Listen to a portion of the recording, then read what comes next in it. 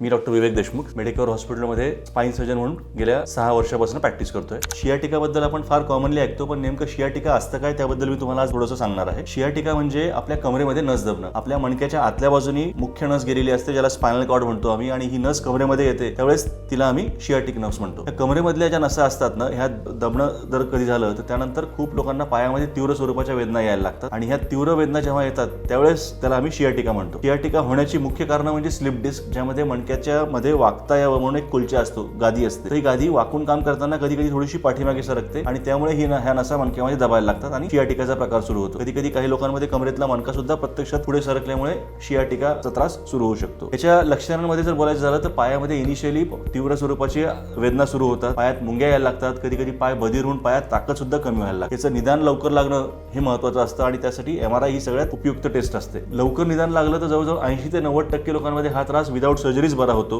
आणि त्यासाठी फिजिओथेरपी सुद्धा खूप महत्त्वाची असते. ज्या 10% लोकांमध्ये त्रास कमीच होत नाही फिजिओथेरपी किंवा औषधांनी सुद्धा, त्या लोकांमध्येच मग मिनिमली इन्व्हेसिव्ह किंवा मायक्रोस्कोपिक पद्धतीने यासाठी छोटीशी शस्त्रक्रिया करायची गरज पडते. पण ही शस्त्रक्रिया एवढी छोटी होऊन गेली आजकाल की जी सकाळी केली की संध्याकाळी आपलं चालणं सुरू होऊन जातं आणि दुसऱ्या दिवशी पेशंट आपल्या घरी असतो. शियाटिकाबद्दल ज्या आपला तो गैरसमज दूर होणं हे गरजेचं आहे. हा त्रास होऊ नये याच्यासाठी रेग्युलर एक्सरसाइज करणं, वाकून काम करणं, अवॉइड करणं ह्या गोष्टी महत्त्वाच्या असतात. थँक्यू.